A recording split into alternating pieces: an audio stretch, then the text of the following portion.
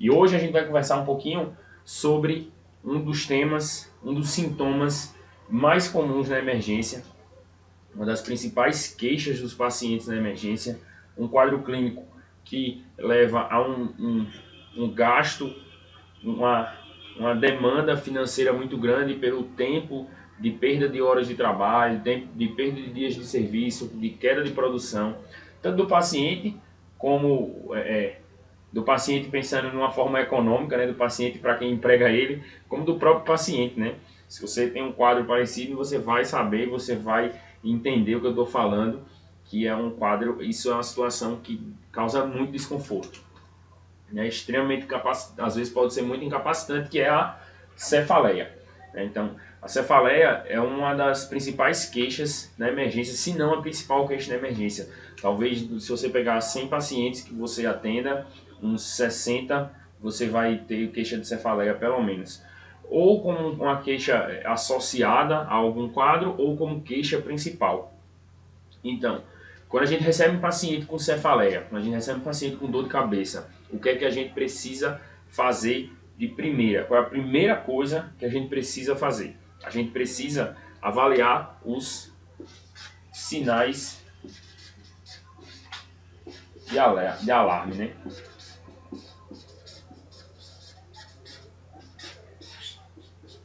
Esse paciente, ele está com a dor de cabeça e ele está apresentando alguma red flag, né? Ele está apresentando alguma red flag, ele tem algum sinal de alarme, algum sinal de alerta, alguma coisa que chama a atenção da gente de primeira, né? Quando a gente for fazer, quando a gente avaliar o exame físico geral do paciente, né? Essa primeira abordagem do paciente na emergência, ele tem alguma coisa que chama a atenção a gente de cara e tem uma queixa de cefaleia, então se ele tiver algum quadro desse, tem que ficar atento e avaliar, a gente vai ver algumas possibilidades, né? Mas se ele não tiver nenhum sinal de alarme, a gente fica mais tranquilo e a gente progride para a continuidade da investigação. E como é que a gente vai fazer isso aqui? Primeiro a gente viu, né? O paciente tem dor de cabeça, queixa principal do paciente é dor de cabeça. Tem algum sinal de alarme? Não, não tem sinal de alarme.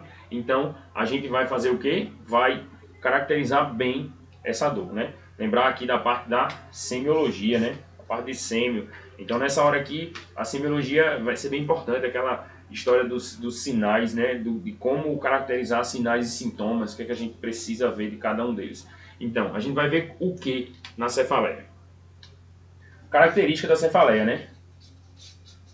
Característica. A gente tem que saber como é que é essa dor. Ela é queimando, ela é furando, apertando, como é que ela é. Isso é a característica da dor, a gente precisa ver isso aí.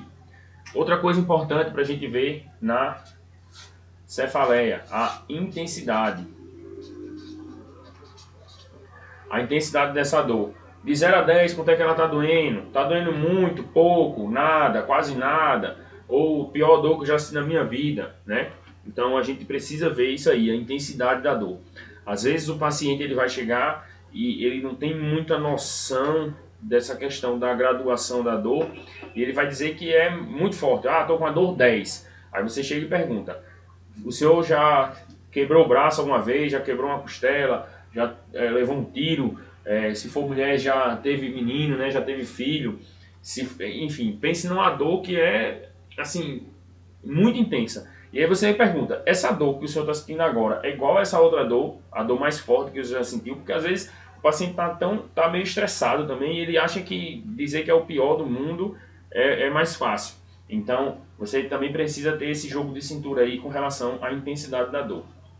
Segundo, né, a gente precisa saber terceiro, aliás, a gente precisa saber da duração, né, da dor. Tá um reloginho aqui. A duração da dor. Quando foi que começou, por quanto tempo tá passando a dor, como é que é essa parte aí, quanto tempo ela passa, quanto tempo de dor tem, desde quando. Então isso também é importante e vai fazer toda a diferença para a gente na cefaleia. A gente também tem que avaliar fatores de piora e melhora, né? Piora e melhora. O que é que leva à piora da dor? O que é que você faz que faz a dor aumentar? Né? Você tem que perguntar isso aí. que é que você faz? Acontece alguma coisa que essa dor piora? O que é que é? O que é isso? Ah, quando eu baixo a cabeça, a dor piora. Ah, quando eu faço qualquer coisa que eu me mexo, a dor piora. Ou, e também, né, você precisa perguntar o que é que você faz que alivia a dor. Quando deita no quarto escuro, alivia a dor? Alivia a dor. Ah, minha dor alivia quando eu planto bananeira. Pronto. Então, plantar bananeira vai ser um indicativo de que melhora a dor. Ou o uso de medicamento, né? Alguns pacientes falam, ah, eu estou com dor de cabeça, mas quando eu tomo a dipirona dá uma aliviada. Isso aí também é uma informação relevante e importante para a gente. Outra coisa que a gente precisa avaliar, né? Sintomas associados. Sintomas associados. O que é que esse paciente tem também junto com a cefaleia? O que é que o paciente apresenta junto com a cefaleia? Ah, eu tenho dor de cabeça e vômito. Ah, eu tenho dor de cabeça e meu olho fica inchado. Eu tenho dor de cabeça e meu nariz está escorrendo. Eu tenho dor de cabeça e eu estou sentindo cheiro de podre. Então, isso aí são sintomas associados que a gente vai ter à cefaleia. E também, bastante importante desses sinais é a questão da história prévia.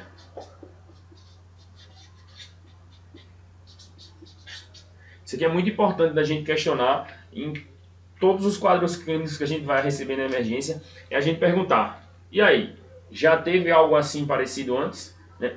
Importantíssimo a gente saber se o paciente tem algum relato de um quadro clínico similar prévio, se o paciente tem alguma coisa que ajude a gente, se o paciente já apresentou algum sintoma, algum sinal clínico prévio. Então, é importante a gente saber, para a gente avaliar a recorrência, para a gente saber se é o primeiro evento, né, para a gente avaliar tudo isso aí direitinho. Então, eu já vi aqui a questão de sinais de alarme e avaliar a semiologia, né, a semiologia da dor. Então, a gente vai avaliar essa questão da cefaleia, a característica, a intensidade, a duração, sinais de piora, coisas que pioram e que melhoram, sintomas associados, história prévia, né? A gente vai avaliar tudo isso aí. E aí, depois, como é que a gente vai poder dividir de forma didática esses quadros clínicos, né? A gente pode dividir a cefaleia em primária e secundária.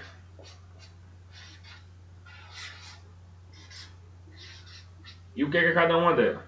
Primária é aquela cefaleia que ela acontece, a dor de cabeça do paciente acontece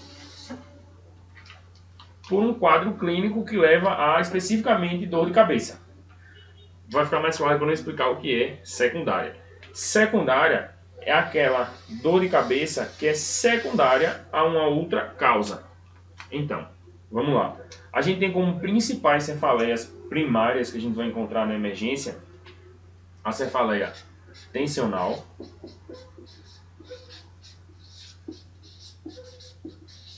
a enxaqueca,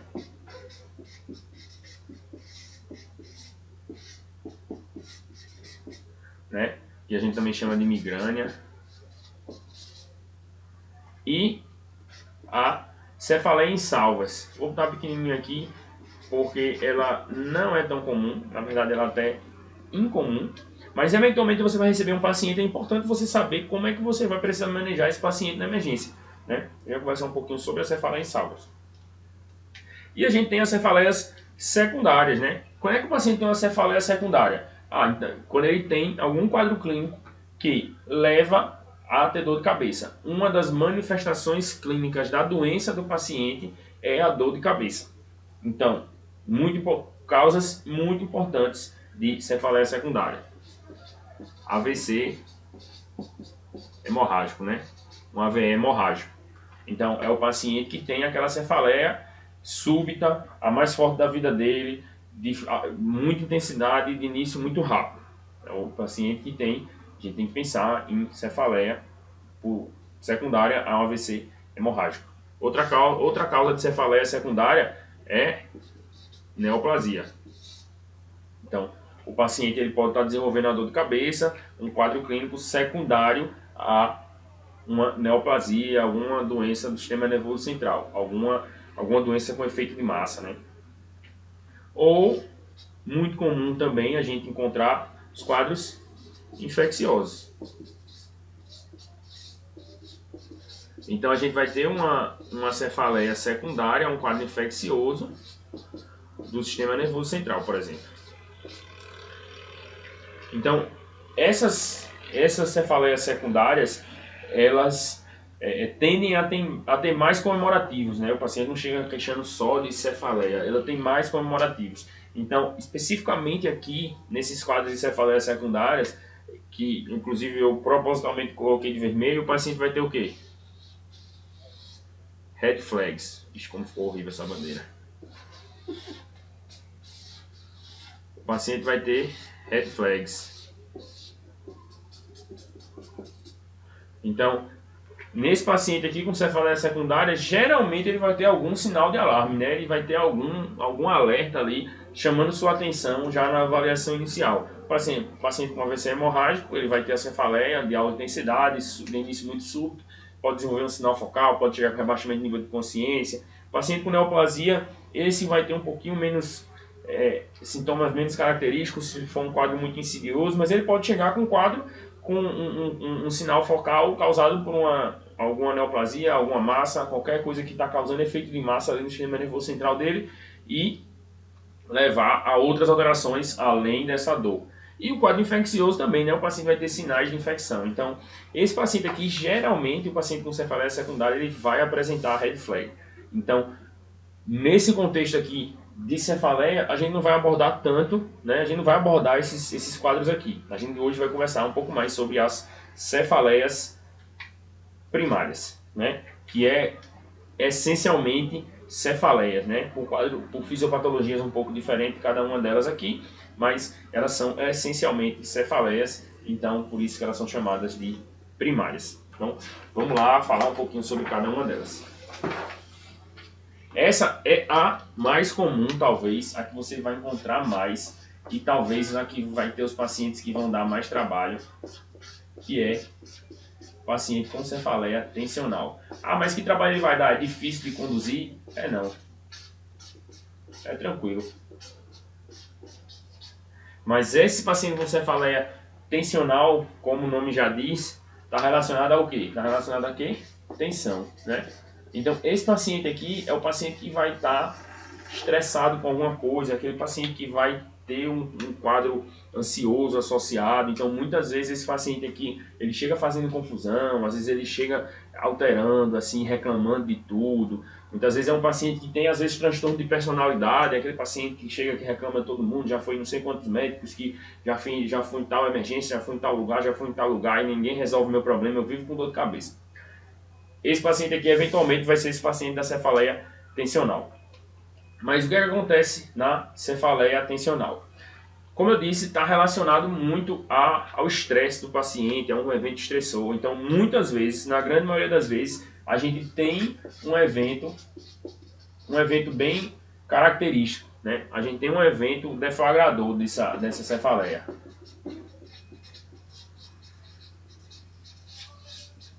Então, a gente vai ter um evento deflagrador da cefaleia, a gente vai ter o paciente vai referir, ele vai referir alguma situação, vai relatar alguma situação. Às vezes ele não percebe que foi essa situação, mas se você investigar, se você questionar, você der uma forçada assim, né, começar a tentar extrair informações do paciente, ele vai soltar e ele vai dizer: ah, é porque aconteceu tal coisa no trabalho, ah, é porque aconteceu tal coisa em casa, é porque meu filho isso, ah, porque minha mãe isso, ah, por causa disso, disso e daquilo. Então, geralmente tem um evento deflagrador bem definido. Nem sempre o paciente está ciente disso, mas a gente às vezes consegue que ele perceba. Outra coisa, esses quadros de cefaleias tensionais, os critérios clínicos, eles são, eu assim memorizei, né, como critérios não enxaqueca. Então, quando eu falar dos critérios para enxaqueca, vai ficar mais fácil de você lembrar dos critérios de cefaleia tensional. Mas eles são a cefaleia que não é uma enxaqueca. E ela também, particularmente, ela tem uma apresentação meio típica. né? Vou fazer um desenho aqui, ver se vai prestar. Até que deu certo. Aqui, ó, é a cabeça do paciente, tá vendo, sendo visto de perfil. Essa cefaleia tensional é aquele paciente que refere que a dor começa aqui assim, ó, na nuca. Ela começa bem aqui na nuca, né? E aí às vezes o paciente chega só dizendo, ah, porque eu tô com dor de cabeça aqui assim, ó, principalmente aqui atrás. Às vezes ele chega dizendo só isso. Mas muitas vezes ele diz, ah, a dor começa, você pergunta, tá, e essa dor começou aonde? Vai para algum lugar? E aí ele diz, não, começou na nuca e depois foi tomando a cabeça inteira. Aí tá aqui, tá aquele peso na cabeça inteira, assim. E às vezes vem para frontal. Então, essa mais ou menos é a apresentação do paciente com cefaleia tensional. Ele vai chegar dizendo que a dor é na nuca e foi pro resto da cabeça, ou que a dor tá só na nuca, e às vezes começa só frontal também. Tem essa possibilidade do paciente dizer que é só frontal. Nem toda cefaleia tensional, ela precisa começar e ela ter sempre esse início aí na nuca. Outra coisa, esse paciente... Me perdi aqui. Ju passou ali atrás, eu me perdi. Enfim, o paciente nem sempre vai ter essa dor assim tão característica. Ele pode ter também outros sintomas associados. Ele pode ter sintoma de náusea, ele pode ter fotofonofobia, ele pode ter, não é tão comum, mas ele pode ter, como cefaleia tensional. Lembrei o que eu ia falar. Essa cefaleia tensional, ela geralmente é uma sensação de peso, né? O paciente refere muito a sensação de peso, assim. Não é aquela coisa, uma dor pontiaguda, né? Uma dor furando, é mais um peso que o paciente refere, tanto na nuca quanto na região frontal. E ela tende a não ser pulsátil, né? Ela é uma dor contínua, né? Ela é uma dor contínua. Então, ela geralmente, ela também não tem uma intensidade muito grande. Vamos colocar aqui que o paciente, vamos considerar aqui 3 intensidades de dor, né? De leve, moderada e alta intensidade, né? Então vamos considerar aqui essas 3 intensidades de dor.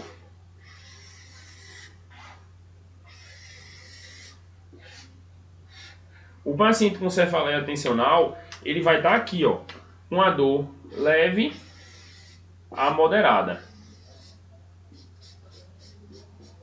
Ele geralmente não chega dizendo que é a dor pior da vida dele, ele não chega dizendo que é a dor mais intensa que ele já sentiu.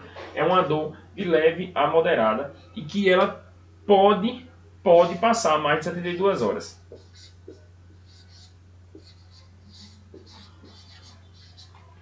Porque está muito relacionado a um evento estressor, né? Então, enquanto o paciente não resolve esse evento estressor, muitas vezes ele continua com cefaleia.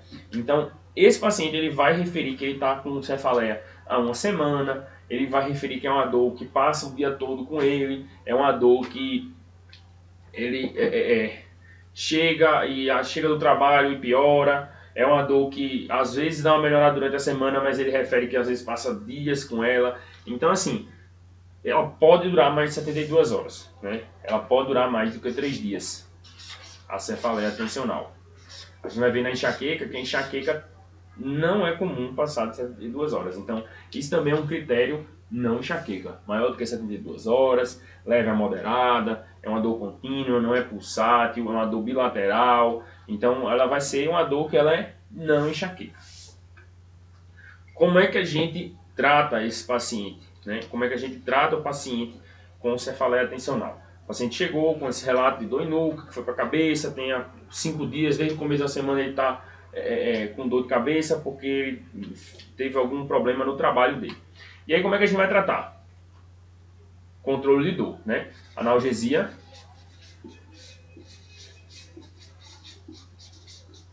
Simples. Analgesia simples, não precisa de grandes coisas. Já vai fazer dipirona, paracetamol, o analgésico que o paciente se der bem com ele. Então, esse paciente, basta analgesia simples, né? Não precisa de nada demais. É uma dor que é de leve a moderada e o paciente tende a ter uma boa resposta com o analgésico simples. Naqueles pacientes que têm uma dor um pouco mais refratária, que ele não controla tão bem com o analgésico simples, a gente pode usar também anti-inflamatórios. é uma opção, tá? Lembrando que é uma opção. Vamos evitar o uso de anti-inflamatório indiscriminado, né? Porque a gente sabe de todos os efeitos que os anti-inflamatórios podem causar. Então, o ideal é a gente focar aqui na analgesia simples. O paciente fazer um analgésico comum, uma dipirona, né? Você pode fazer até 2 gramas de dipirona no paciente que ele vai ter uma segurança tranquila. Então, basicamente é isso.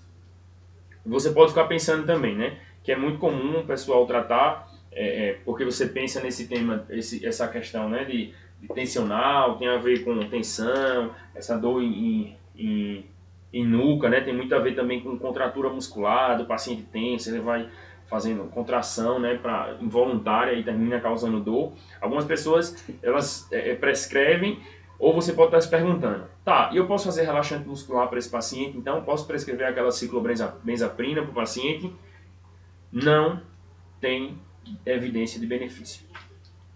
A recomendação atual é a gente não prescrever esses relaxantes musculares. Por quê? Primeiro, ele não faz efeito, né? A gente não tem uma evidência de que ele é relevante. E segundo, que ele pode causar muita sonolência, ele pode causar um grau, existe relato de um grau de dependência, né? Assim, o paciente pode gostar daquela moleza, aquele barato que dá quando você faz uso de relaxante muscular. Então, tem esse risco aí desse abuso. O pior sintoma que eu acho, o pior efeito adverso é a sonolência excessiva que ele dá. Então você pode prescrever um relaxante muscular para o paciente que ele vai estar dirigindo, ou o paciente fazer uso de relaxante muscular, e aí ficar com uma dificuldade no trabalho por causa desse uso aí desse medicamento. Ele dá bastante sonolência e é bem variável o efeito de acordo com cada paciente. Então tem paciente que reage muito, tem muito efeito adverso, tem paciente que tem pouco efeito adverso. Então é uma droga que é um pouco assim, não tão legal da gente estar usando, assim, os efeitos não são tão previsíveis. Então, como não tem uma evidência de benefício, a gente não usa, né, não usa relaxante muscular.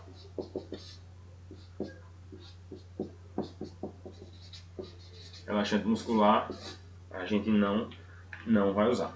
Beleza? Então, só retomando, é uma dor de leve a moderada, pode ser de longa duração, em peso, né, bilateral, vem da nuca para a região frontal, e a gente trata com analgesia simples. Beleza? Vamos nessa para a próxima. Qual é a próxima? Enxaqueca. Enxaqueca aqui é muito comum o paciente chegar dizendo: ah, doutor, eu tenho enxaqueca. E aí quando você vai ver, o paciente tem cefaleia tensional. Porque é mais fácil o pessoal dizer para ele que é enxaqueca, né? Afinal de contas, toda dor de cabeça, praticamente, o pessoal chama de enxaqueca. Mas muitas vezes é cefaleia tensional, nem sempre os pacientes que referem ter enxaqueca, eles têm de fato enxaqueca. Como é que a gente vai saber que esse paciente tem enxaqueca? Primeiro, o tempo de duração, né? O tempo de duração. A enxaqueca, ela dura, no geral, de 4 a 72 horas. Ah, é sempre assim, sempre tem que ser de 4 a 72 horas. Se passar disso aqui, não é enxaqueca, vai procurar outra causa. Não.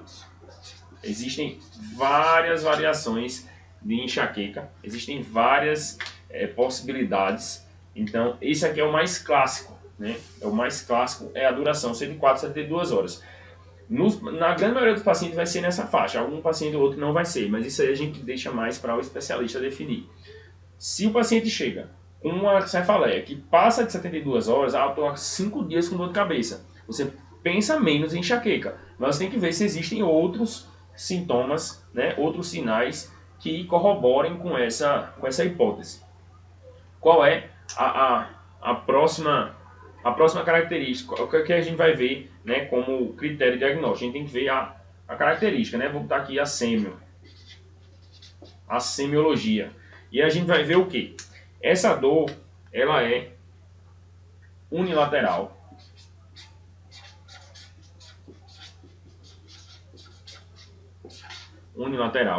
Ela é pulsátil. Beleza? Ela vou botar aqui na escala, a intensidade da dor.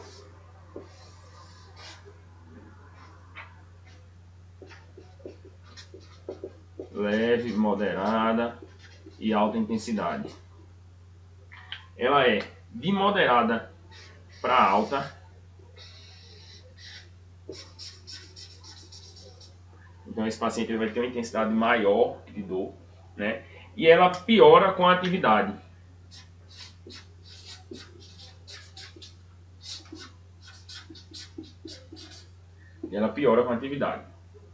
Então essas são as características da dor. Tem que ter pelo menos duas desse aqui, viu? Pelo menos dois desse aqui. Então, ela pode ser pulsátil e ser bilateral. E ela, se ela for de alta intensidade, piora com a atividade e for pulsátil, a gente já pode começar a considerar esse paciente tem enxaqueca. Não necessariamente ele vai ter que ter todos os sintomas, nem sempre vai ser unilateral, nem sempre... Então, assim, tem que ter pelo menos desses dois aqui. E o paciente tem que ter também mais um desses dois, que é o clássico, né? Foto e fonofobia ou, né, náusea ou vômito. Beleza? Então o paciente tem que ter esses critérios. Tem que estar de 4 a 72 horas, unilateral e pulsátil, que é o mais comum da gente encontrar, e foto ou fonofobia ou náusea ou vômito. E isso aí a gente fecharia o critério para a gente definir essa dor de cabeça, essa cefaleia, como migranosa. A gente não consegue fechar o diagnóstico na emergência logo de cara, né? Apesar, mesmo que o paciente tenha todos esses critérios, porque para fechar o diagnóstico a gente precisa ter 5 eventos com essas características. Então, dificilmente você vai fechar esse diagnóstico na emergência. Mas é bem provável que o paciente chegue com todas essas características que ele tenha enxaqueca, né? É bem provável. E aí, é importante a gente identificar, até para a gente orientar o paciente, a gente encaminhar ele para um colega, né, para fazer o acompanhamento a partir dessa consulta na emergência, né? Você já teve outros quadros parecidos com esse, né? Lembra? História prévia. É a primeira vez que isso acontece? Como é que era antes? Já teve quadro parecido? Né? Então, nessa hora aqui é importante a gente definir e a gente caracterizando bem essa cefaleia do paciente como migranosa, a gente no final do atendimento, né, depois a gente resolve a vida do paciente, a gente vai ver como é que é, a gente caminha para o colega especialista. Procura um neurologista, né, procura um clínico para fazer esse acompanhamento, para que você não perca tantos dias de trabalho, para que você não fique tendo dor de cabeça, né? Existem tratamentos para a gente fazer a profilaxia, que eu não vou abordar aqui, que a gente está falando do paciente na emergência, mas é importante que vocês conheçam e saibam que existe para poder encaminhar o paciente para o colega, para que ele deixe de perder os dias dele, né? Deixe de sofrer com essa dor de cabeça.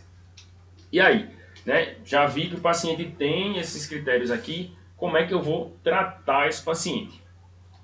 Nesse paciente aqui, a gente viu aqui, a dor é de moderada a alta, né? É uma dor mais intensa. Então, a gente fazer só analgesia simples talvez não seja suficiente.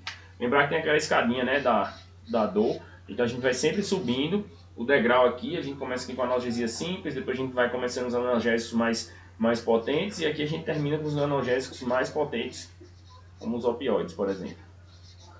Opioides fortes, né?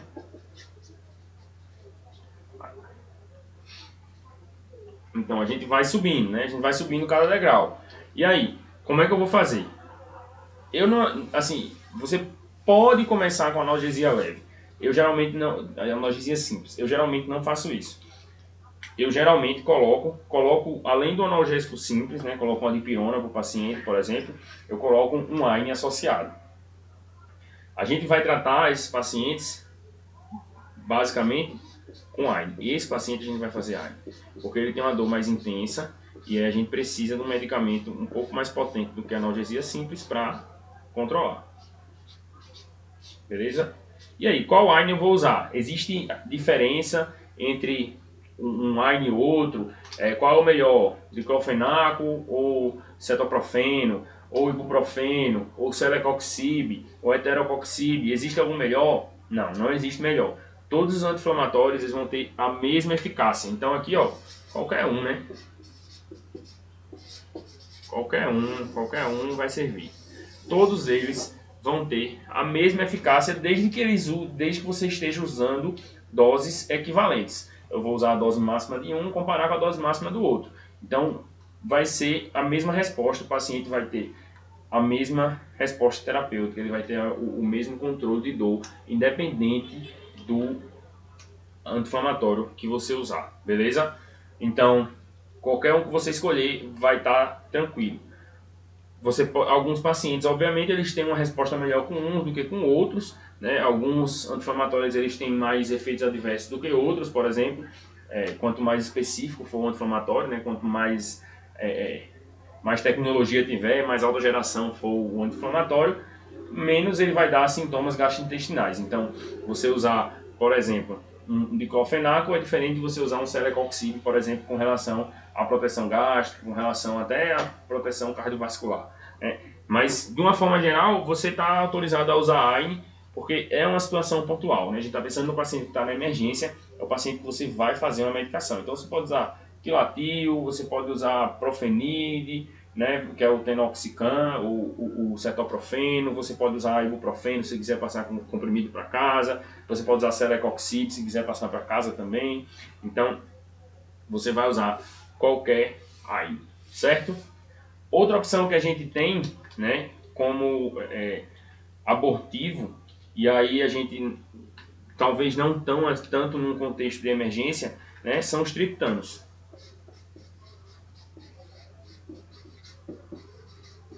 A gente pode usar os triptanos, existem algumas apresentações subcutâneas, mas que é mais de livro do que de realidade.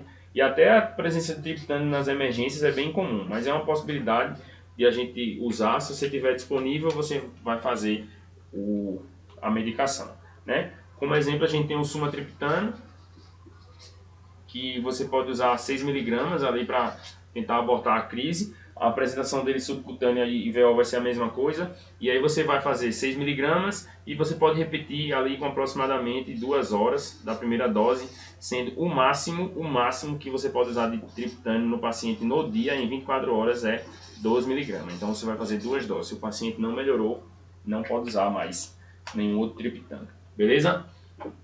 Então, a enxaqueca, basicamente, é isso aqui. É a gente avaliar como é a duração da dor da cefaleia do paciente, a característica semiológica dessa dor e se tem associado fotofonofobia ou náusea ou vômitos, né? Lembrar que o paciente pode ter tudo isso aqui, né? Então ele vai ser aquele paciente bem classicão. Esse dado aqui é interessante, né? Esse dado aqui é da piora com atividades, né? Esse paciente com enxaqueca, particularmente, é aquele que não consegue fazer as coisas, ele tem que ficar em casa quieto, deitado no quarto, porque ele não consegue se mexer, porque ele vai sentir piora da dor. Então, esse paciente, esse dado é bem interessante, porque você vai encontrar alguns pacientes que chegam dizendo que tem enxaqueca, ele não tem nenhuma característica dessa aqui da dor, e ele fala, eu passei o dia trabalhando com dor de cabeça, e aí provavelmente ele não vai ter enxaqueca. Eventualmente você vai encontrar um paciente que tem enxaqueca, que piora alguma atividade, mas ele continua trabalhando. A gente sabe que de vez em quando a gente precisa, a gente segura a onda e vai com dor mesmo, mas esse paciente aqui, a tendência é que ele não consiga executar muitas coisas, ele tem esse prejuízo aí de funcionalidade por causa da dor, né? E a gente vai ter também na enxaqueca algumas características assim específicas, né, da enxaqueca. A gente tem os pródromos e o pós-enxaqueca. No pós, muitas vezes o paciente, quando tem uma melhora, ele pode ficar mais fadigado, ele pode ter sentir ainda uma sensação de peso, né? Ele ainda tem algum certo desconforto, mesmo depois que ele resolve os sintomas, né, que ele tem aqui da enxaqueca. Então, eventualmente o paciente vai ficar ali, passou 2, 3 dias com dor, você chegou na emergência, você resolveu e ele ainda fica meio derrubado, assim, fica meio astênico, né, porque ele ainda está nessa questão do pós aí da enxaqueca. E como pródromo, a gente tem algumas possibilidades, né? O paciente que ele pode ficar mais irritado, pode ficar mais agitado, pode sentir alguma alteração de comportamento, ser um pródromo da enxaqueca. E tem um que é bem característico, que inclusive ele é uma outra entidade, que é a aura. Então, nesses pacientes que têm aura, eles podem ter tanto sintomas positivos como sintomas negativos. Sintomas positivos, por exemplo, o paciente começa a ver escotoma, ele começa a ter alucinação auditiva, né? São possibilidades de sintomas positivos. É o paciente que ele tem um sinal focal antes de iniciar a enxaqueca. Ou ele pode ter sintomas negativos, ele para de enxergar, ele para de escutar, ele tem alguma alteração visual, por exemplo, perde uma visão, um campo visual, né? É uma possibilidade. Recentemente, num dos plantões, recebemos um paciente com um quadro de afasia. Ele chegou com um quadro de afasia, foi aberto protocolo de AVC para ele foi fazer a ressonância, foi negativo o protocolo de AVC, não tinha nenhuma alteração. E no decorrer do período dele na emergência, né, era um paciente relativamente jovem, 60 e tantos anos, sem comorbidades, né, chegou lá afásico. Primeiro ele chegou meio com queixa de cefaleia, daqui a pouco ele não conseguiu identificar uma caneta, não conseguiu identificar uma cadeira, e aí começou a ficar mais agitado, abriu o protocolo de AVC, e durante esse período ele ficou afásico, não reconhecia as pessoas, ficou bem desorientado, e depois ali de 1 hora, 2 horas, ele começou a voltar e ficar mais orientado. Nesse dia aí a gente discutiu esse caso com a neurologista do plantão e ela levantou a possibilidade disso aí ser uma aura, né? Essa afasia do paciente ser uma aura. Então vê como tem várias possibilidades do paciente ter aura. Lógico que isso aí é um quadro bem raro, né? Assim, bem incomum. Você não vai pensar que o paciente está afásico, ele está com aura de migrânia, né? O paciente afásico, a primeira coisa que você tem que pensar é no AVC, mas lembrar que existe a possibilidade, né, de ser um sintoma negativo, de ser uma aura nesse paciente com migrânia. Beleza? Então, vamos lá passar para o próximo. A próxima cefaleia que eu queria falar é cefaleia em salvas. Cefaleia em salvas ou cluster. Você pode ter essas duas denominações. É muito mais comum a gente achar aqui cefaleia em salvas, que é uma cefaleia trigêmino autonômica, que não existe uma definição muito clara de como é que ela acontece, né? Se sabe que o paciente ele vai ter dor, é uma dor muito intensa. Então vamos lá, na escalinha aqui da dor, né?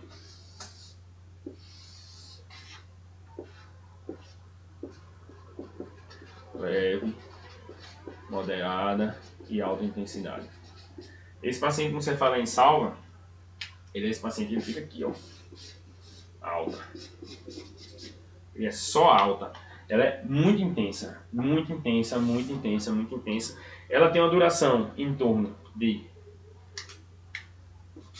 15 a 180 minutos.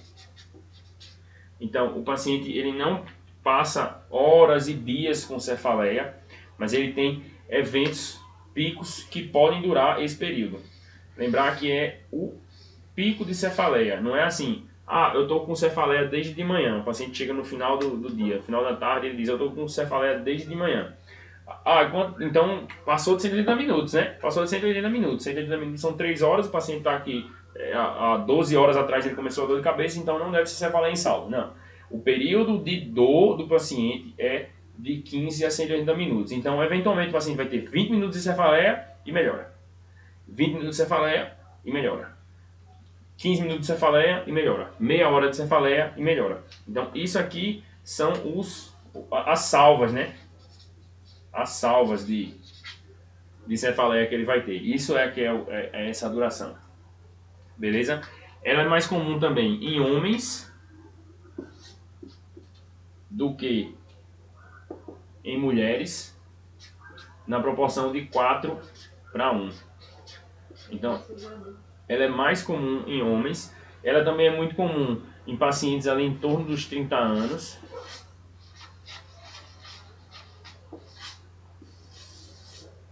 Então, esse paciente, você não vai ver um paciente tão jovem tendo cefaleia insalva, nem você vai ver o paciente idoso abrindo o quadro de cefaleia insalva.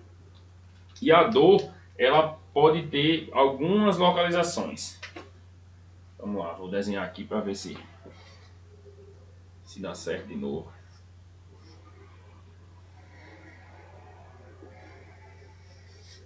Esse de frente não ficou tão bom não. Mas imagina isso aqui, a cabeça de uma pessoa. Então, esse paciente,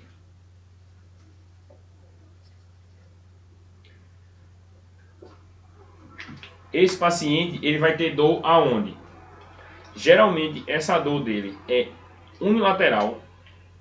Ela é unilateral, ela é só de um lado. E ela é ou retroorbital, ou ela é supraorbital, ou ela é temporal. Então, geralmente é essa localização. Ela é unilateral, ela só dá de um lado, e ela é retroorbital, supraorbital ou temporal. Ela tem essa apresentação. Lógico que isso aqui é o mais comum. Esse paciente também, ele vai ter o quê? O que é que ele vai apresentar também? Ele vai ter entupimento nasal do lado ipsilateral, então esse nariz dele vai ficar entupido. Ele pode ter também coriza, né? Desse lado, do lado da dor, só do lado da dor. Ele pode ter alteração de sudorese do lado da dor. Ele pode ter alteração de sudorese, a testa dele fica suando só de um lado, por exemplo. Então ele pode ter edema no olho, o olho pode ficar inchado. O olho pode ficar inchado, né? O olho desse paciente vai ficar inchado, o olho fica vermelho, pode ter hiperemia conjuntival.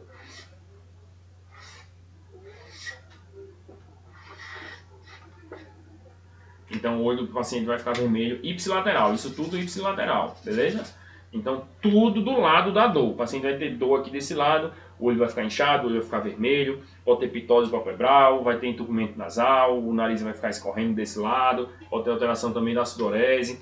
Então isso aqui é mais ou menos a apresentação do paciente com cefaleia insalvas. E lembrar que é uma cefaleia de alta intensidade, ela é muito forte, muito forte.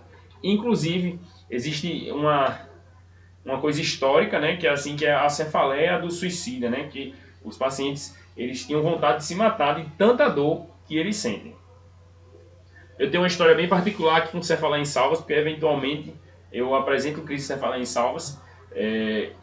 Se vocês me seguem há mais algum tempo, eu já postei algum dia que eu estava com crise. E assim, dói muito mesmo, dói demais. E como é que a gente trata esses pacientes com cefaleia insalva? Esse aqui é o mais tranquilo, a gente vai fazer O2. O2 é 100% em alto fluxo. Então, bota o paciente na máscara, o reservatório, para fazer oxigênio nesse paciente. A gente também pode usar os triptanos como abortivo, né? Usa um triptano, o sumatriptano, por exemplo, lembrando, 6 mg para o paciente, e abortivo, para tentar parar a crise.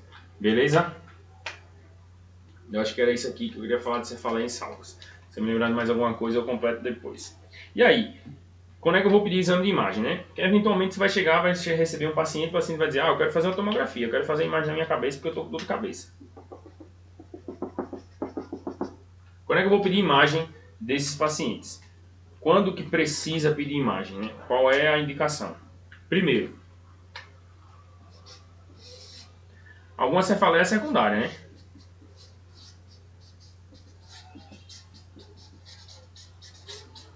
Cefaleia secundária, a gente precisa pedir imagem. Então, lembrar, quais são as cefaleias secundárias principais, né?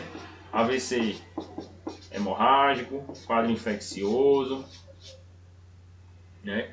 E o quadro de neoplasia, algum efeito de massa, né? Nesses aí, a gente vai pedir exame de imagem. É uma possibilidade. Qual é a segunda possibilidade da gente pedir exame de imagem? Paciente imunodeprimido.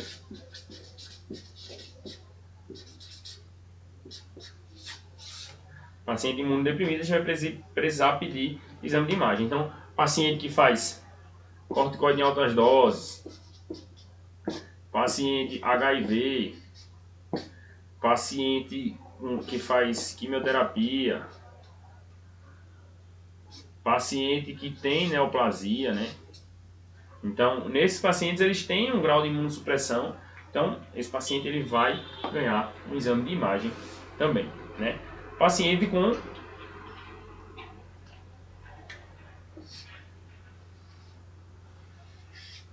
red flag. Paciente com red flag também vai ganhar exame de imagem, né? Então, basicamente, esses 3 quadros a gente vai indicar exame de imagem para o paciente. Um paciente que a gente tem alguma red flag, ele tem uma cefaleia, tem alguma red flag, né? Um paciente que está com quadro infeccioso, um paciente que pode ter uma neoplasia, um paciente que tem alguma massa, um paciente que pode ter algum sangramento, o paciente que é imunodeprimido. Basicamente, nesses pacientes aí a gente vai solicitar exame de imagem. Fora isso, tem indicação na emergência, especificamente para a gente definir um quadro clínico, para a gente conduzir o paciente na emergência. Não. Todas as cefaleias que a gente viu, as cefaleias primárias, a enxaqueca, a cefaleia em salva, a cefaleia tensional, elas são diagnósticos clínicos, né? Então a gente não precisa de um exame de imagem a priori, né? Então esse paciente aqui, a gente, na condução dele ambulatorial, a gente pode precisar de um exame de imagem, particularmente o paciente cefaleia em salvas, mas nos outros, na condução não necessariamente, né? Então essas são indicações da gente pedir exame de imagem para o paciente. E aí você pode estar se perguntando agora, né? A gente já viu as 3 cefaleias primárias, as mais comuns, cefaleia tensional, enxaqueca, essa aqui menos comum, cefaleia em salva, e não viu hora nenhuma eu falando de opioide, né? Não viu hora nenhuma eu falando para passar tramal o paciente. Quando é que a gente vai usar opioide para esses pacientes? Quando é que a gente vai usar opioide? Vou escrever aqui. E o opioide?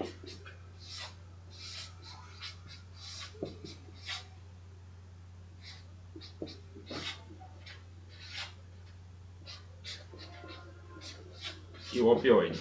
Quando é que a gente passa? De preferência, nunca. Não devemos usar opioides em pacientes com cefaleias. Por quê? Ele tem um efeito, né? De fato, ele vai causar uma analgesia, mas ele pode causar efeito rebote, né? O paciente ele pode ter um rebote e aí ele está fazendo lá, você está tratando o paciente, daqui a pouco ele piora subitamente quando o efeito do opioide passa, além de existir um potencial de abuso com o uso de opioides. Então, não tem recomendação formal para a gente ficar fazendo opioide. A gente vai fazer analgesia simples, analgesia com line, e eventualmente numa dor mais importante, no paciente que não controla, a gente pode tentar fazer uso de opioide, mas sempre lembrando de não fazer isso de uma forma de rotina, né?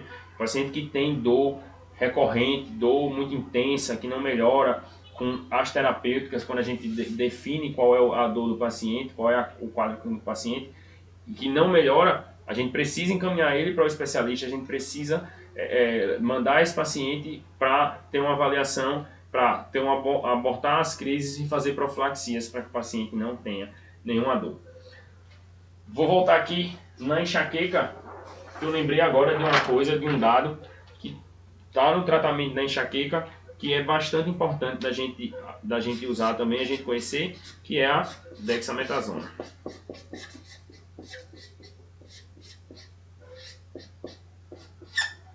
A dexametasona, ela vai ser importante para a gente evitar a recorrência. Então, ela não melhora a dor. Ela não vai melhorar a dor de cara. Ela vai evitar, ela vai diminuir a recorrência.